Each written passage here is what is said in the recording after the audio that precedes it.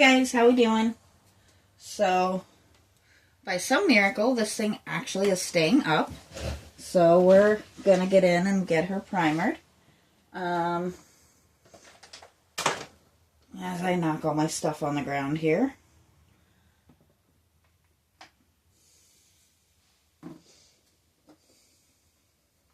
Primer works better if you actually open it, doesn't it?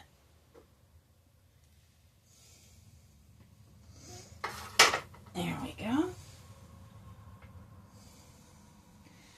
So, once I get her primered, it's gonna be probably Monday before I can get back out here. But, you know, there's worse things in the world. Trying to find the right size paintbrush. I don't need a massive one.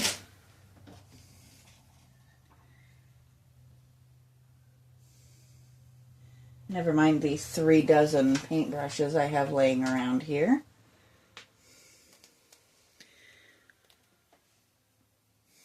Finding the one that I actually want is easier said than done.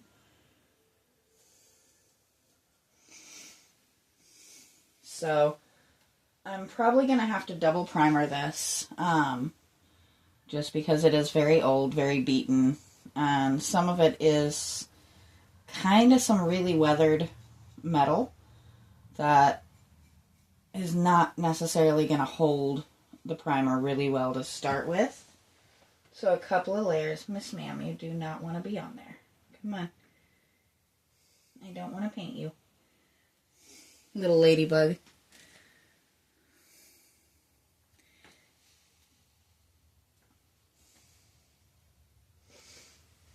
I know it's a little bit bizarre that I am the way I am with animals and bugs and everything else. But, I don't know, I'm a big believer in be kind. Even if it's something that's maybe not your favorite thing in the world, like bugs or spiders or things like that. They didn't do anything to deserve to be, you know, treated badly, so being kind it's beneficial, I think. I cannot wait to get this guy looking a little more polished. Just making sure you guys can actually see what I'm doing here. Now, whoever painted this originally, did a very, in my opinion, kind of haphazard job. It's very not holding to the details or things like that, which I'm almost never perfect, but I do try to stick when there's details already carved in. I try to paint them where they are, and not just glob paint in the general area. So that is the main reason we're going to go over it and redo it, because some of this is just messy. And I think I am going to need a bigger paintbrush, because I think this might take a while like this.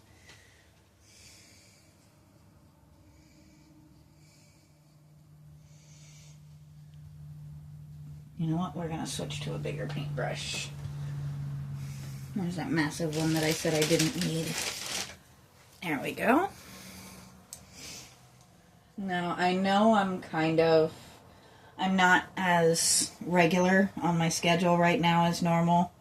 Kind of bear with me. I do work retail. It is the holiday season. And I do have a family that I like to spend time with, especially around the holidays. I will do my best to be reasonable with how much I get out here and get stuff done. But I can't promise that all of my scheduling will be particularly regular for a couple of weeks. But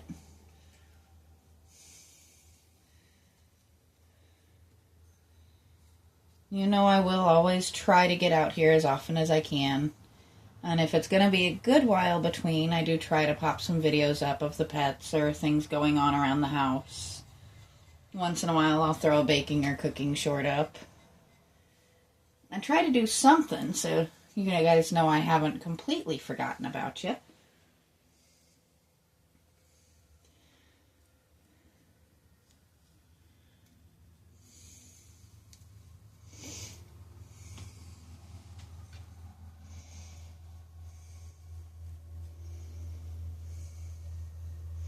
This is actually taking the paint better than I thought it was going to. That's always a good sign, right?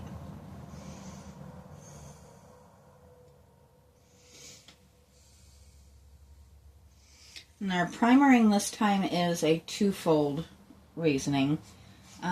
One, it covers the old paint, and two, it'll help the fresh paint stick. It also just re-secures a little bit more those spots that I had to repair. I'm not being super scientific about getting up under here. I'm just trying to make sure I get it nice and thorough. We want a good coating everywhere.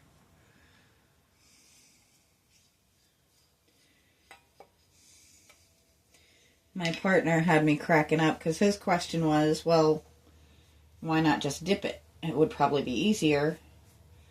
And my question to him was, what kind of video would me just dipping this thing upside down in the paint be? The other thing is I would have to actually pour my primer out and into another container, dip this thing, and then pour it back, because this is a little bit wider than this.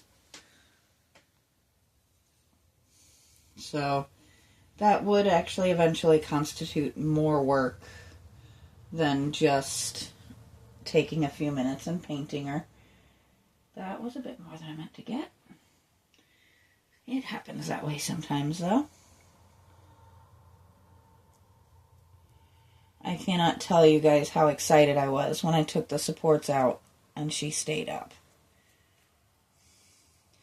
I may still have to tighten it up a little bit more because there's a little bit of play, but the primer may actually help with that as well.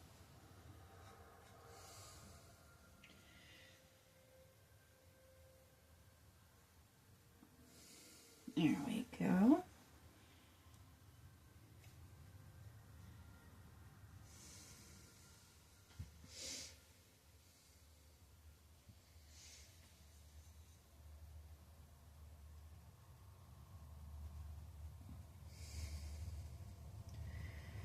There we go.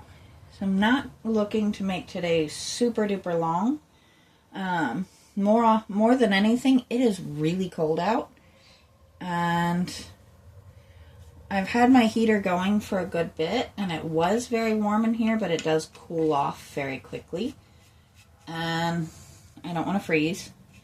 So that's going to make a big difference in how quickly we get this done. That's not to say I'm going to take shortcuts, because if you know me, I'm not a big fan of those. But she is getting a good base coat very quickly, so I'm a fan of that. She's taking this primer much, much better than I thought she was going to.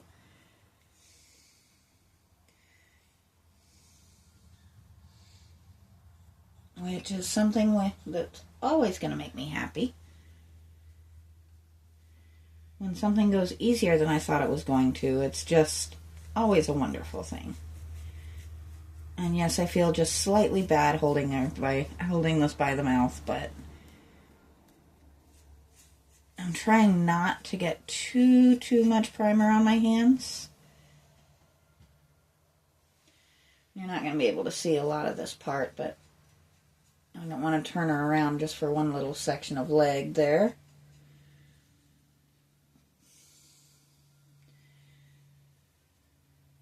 There we go.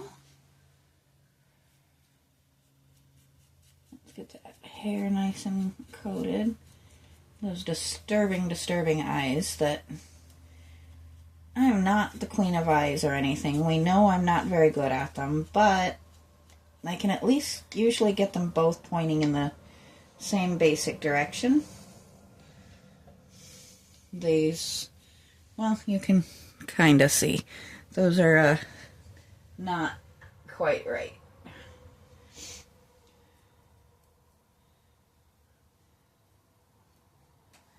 Actually, we're going to leave her tail for just a second.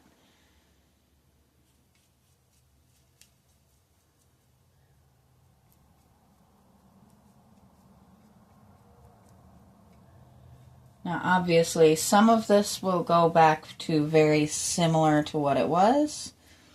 A lot of it will not. I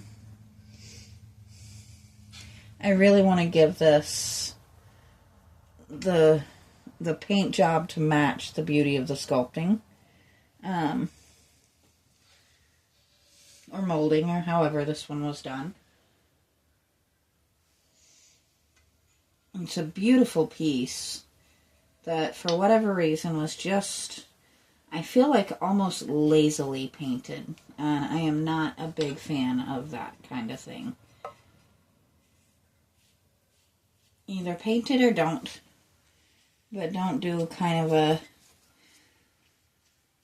half-assed job and just kind of throw some paint in basic directions to make a suggestion of what you want it to look like. But that's just me being me. I'm definitely not perfect, but I try for good. Sometimes it pans out, sometimes I sit looking at an orange face statue wondering when I'm going to figure out how to fix it.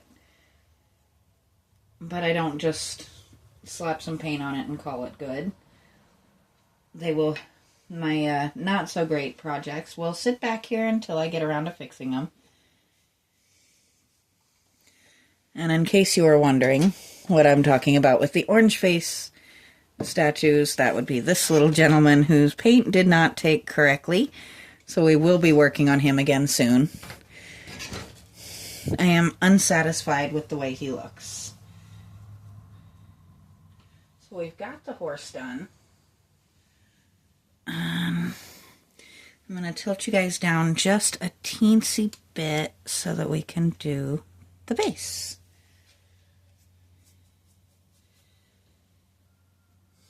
And I am going to do my best. I'm not going to promise it's going to be perfect. But I feel like this base should be a wood grain look, not whatever this is.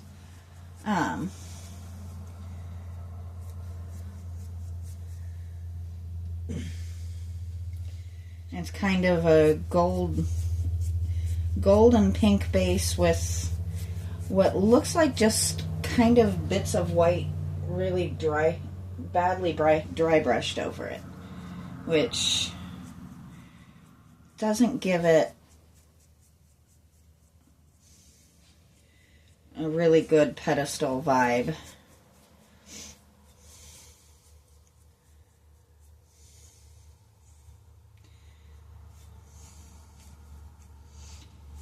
Now I am very intentionally leaving some brush strokes in the primer, and that is because I do want to give it a wood look. The brush strokes can actually make the wood grain look a lot easier. I've actually had some really good success with that process in the past. I don't think I've really done a lot of it on camera, but I have been playing with this type of thing for a lot longer than I've been doing videos, so that happens sometimes.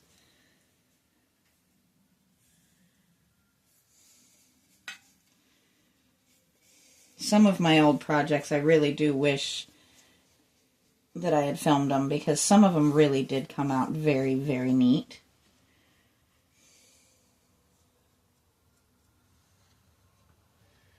But I think for a base coat, I am pretty happy with the way this came out. And once again, we're just going to kind of come over this. and just kind of create those lines in it a little bit.